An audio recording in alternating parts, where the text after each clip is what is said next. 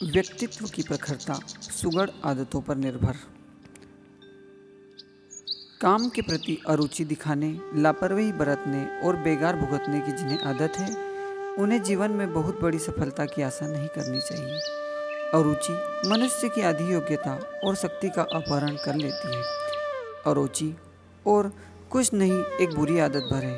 वस्तुतः कोई काम कठिन नहीं होता। अभ्यास और मनयोग से हर काम सीखा जा सकता है और भली प्रकार किया जा सकता है।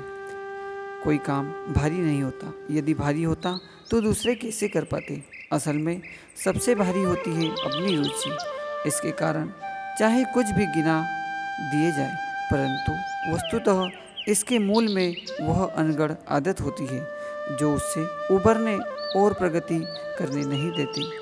आदतें स्वनिर्मित होती है, इसलिए उन्हें संकल्पपूर्वक बदला जा सकता है। वे कहीं बाहर से नहीं आती। बहुत समय तक जाने अनजाने एक ढर्रा अपनाए रहने पर वह अभ्यास परिपुष्ट होता है और आदत बनती है। आदतें चाहे भली हो या बुरी हो, स्वभाव में सम्मिलित तब होती है जब उन्हें दिलचस्प और महत्वपूर्ण माने जाने लगता है। यदि समय रहते पोषण बंद कर दिया जाए तो वे भी अपना रास्ता बदलने पर मजबूर होगी।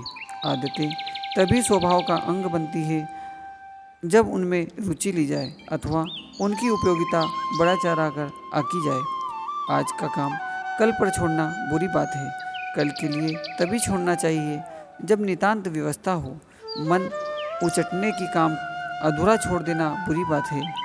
छोड़ने से पहले सुव्यवस्था न बनाना, न संभालना और बुरा है। इससे अगले दिन उस बिखराव को संभालने से दूनी कठिनाई का सामना करना पड़ता है। अधूरे काम अपने कर्ता की निंदा, चुगली का कारण बनते हैं। उन्हें देखकर कोई भी कह सकता है कि यह व्यक्ति कोई भी क्यों न हो सुसंस्कारी नहीं हो सकता। कितने ही व्यक्ति काम निपटाने में उतावली बरतते हैं। उतावली में उत्सुकता तो झलकती है, पर वह अधीरता की सीमा तक जा पहुंचती है तो भावोन्माद का रूप ले लेती है। इससे कामों को निपटाने में और भी विलंब होता है। हड़बड़ी में किए गए काम बिगड़ते और काने कुबड़े ही बन पड़ते हैं।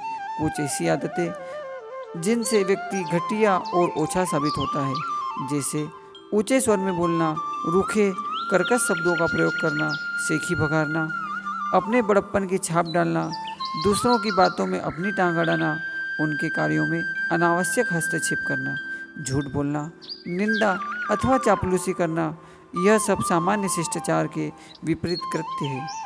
वाणी का मिठास, विनयशीलता, दूसरों के प्रति सम्मान, सत्य भाषण ये मात्र प्रभावोत्पादकता ही उत्पन्न नहीं करते, वरन व्यक्ति को श्रेष्ठता की ओर, सुसंस्कारिता की ओर, अच्छी आदतों, अच्छे स्वभाव के भी परिचायक हैं। इन्हीं गुणों के कारण व्यक्ति सज्जन और शिष्ट कहे जाते हैं। वाणी, विचार और कार्य की गंभीरता से व्यक्ति वजनदार होता है। चंचलता, चपलता और वाचालता की आदत से व्यक्ति का हल्कापन प्रकट होता है। गंभीर रहने वाले व्यक्ति भले ही मिलनसार प्रतीत नहीं होते, किंतु होते वे ठोस है। जैसे लोगों को सम्मान और आदर की दृष्टि से देखा जाता है।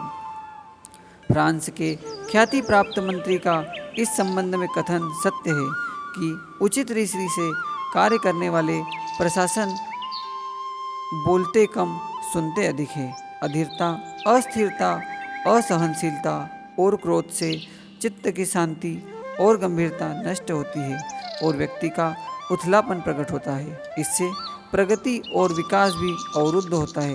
सामाजिक प्रतिष्ठा में भी कमी आती है। ओम शांति।